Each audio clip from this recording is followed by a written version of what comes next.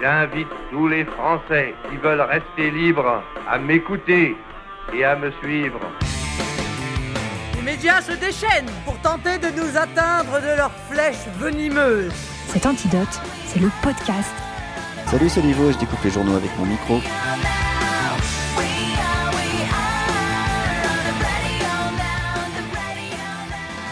Le podcast, c'est ce que vous écoutez en ce moment même. Depuis plusieurs années, le podcast s'est développé à vitesse grand V, et comme tout le monde s'y met, on a décidé de faire notre propre podcast. Et on vous laisse deviner de quoi ça va parler. Vous aimeriez-vous aussi faire du podcast ? Moi je écoute bien. Bienvenue dans le podcast de Dany. Un épisode de podcast. Le podcast. Podcast. Et c'est pour ça qu'aujourd'hui je t'annonce que je crée un podcast audio. Épisode 498. Non, ah bon ? T'avais vraiment pas deviné, hein. Au milieu de ce vaste fourre-tout, on aurait presque pu aborder autant de thèmes qu'il existe de podcasts. En France, 12 000 podcasts ont vu le jour jusqu'en 2019. Mais pour commencer, qu'est-ce qu'un podcast ? Eh bien, un podcast, c'est ça. Ça veut dire imposer la force vers l'ovanium, c'est-à-dire l'estime du savoir. Les gens qui connaissent beaucoup de choses. Bon, trêve de plaisanterie. Il faut d'abord bien faire la distinction entre podcast natif, créé pour le seul web, et podcast de radio, né sur les ondes, parachuté sur la toile du net. De toute façon, ça c'est les questions à la con. Faut leur expliquer aux gens parce qu'ils savent pas faire la différence après.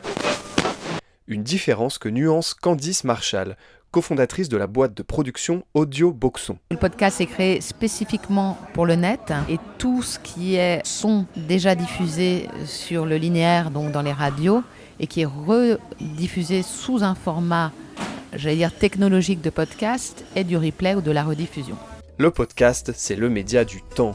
Contrairement à la radio, il permet le recul sur l'actualité et une approche différente des événements. Alexandre Berthaud, journaliste et créateur d'un podcast sur le basketball universitaire américain, nous explique les avantages de ce format. Ils vont être plus spécialisés, ils seront pas professionnels, ils seront peut-être même moins bons. Le podcast, c'est une manière d'exprimer ma passion qui va plus toucher, je pense, les passions des gens. Moi, je trouve qu'un podcast est bon quand derrière, j'ai envie d'ouvrir 3 pages sur mon ordinateur et d'aller effectuer des recherches parce que ça a suscité ma curiosité et que j'ai envie de creuser le sujet.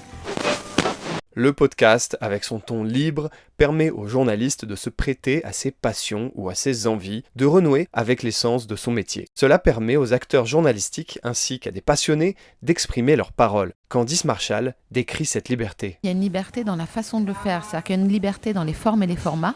Il y a une liberté dans les thématiques qu'on peut traiter. Et pour nous, en tout cas, le reportage, cette liberté d'aller sur le terrain, là où les radios ne vont plus du tout, quasiment plus. C'est le cas du journaliste argentin Ernesto Lechner. Basé aux États-Unis, il a créé, avec son ami Josh Norek, une émission, The Latin Alternative, un programme sur la musique latino-américaine. Il raconte cette aventure. Apparemment, il y avait une vraie demande pour une émission comme la nôtre, pour de la musique qui ne soit pas dans le cliché de ce qu'on pense être de la musique latino-américaine. Une nécessité qui a amené Ernesto Lechner et Josh Norek à être écoutés dans plus de 50 radios à travers les États-Unis, mais également en Colombie et au Panama. Ça a été ensuite une évolution naturelle d'en faire un podcast. Puis nous avons créé une web radio à Los Angeles qui passe toute la musique de notre univers latino. Cela fait 20 ans que j'écris sur la musique et l'émission a optimisé ma carrière de journaliste musical. Mais alors, pourquoi venir sur le podcast, alors que la radio est un média bien plus ancré dans les habitudes des gens, avec une audience bien plus grande ? Il y a d'abord la tendance, le phénomène podcast, comme l'ont appelé les médias généralistes. De nombreuses émissions sont créées, de grandes marques commencent à développer leurs produits. Le modèle économique qui se fait sur le podcast à destination institutionnelle, ce qu'on appelle la marque blanche, donc travailler pour des marques. On sait aussi aujourd'hui qu'il n'y a pas de modèle économique viable sur le podcast d'information. En effet, la production de reportages et de documentaires sonores coûte cher. Nombreuses sont les sociétés de production qui choisissent de travailler différemment.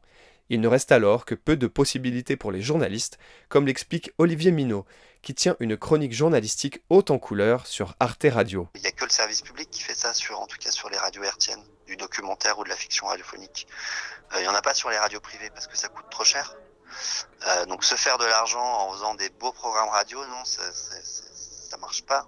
Enfin, sauf dans un contexte de service public où là il y a de l'argent mais qui dépend pas d'une audience ni d'un client ou quoi que ce soit. Mais alors, le podcast ne serait-il pas une terre médiatique à conquérir? Le nouvel Eldorado des journalistes de demain, le jardin d'Éden de l'information? Ça fait beaucoup là, non? Le podcast ça coûte pas cher, en revanche ça rapporte pas grand chose. Effectivement, ça refroidit un peu l'ambiance. Alors, pourquoi le podcast a-t-il autant la cote? Quel intérêt les journalistes peuvent-ils trouver à produire ce format s'il n'est pas rentable? Ernesto Lechner apporte un élément de réponse. Il faut avoir à l'esprit qu'aujourd'hui, à part le cinéma, tout est censé être gratuit, et notamment le podcast.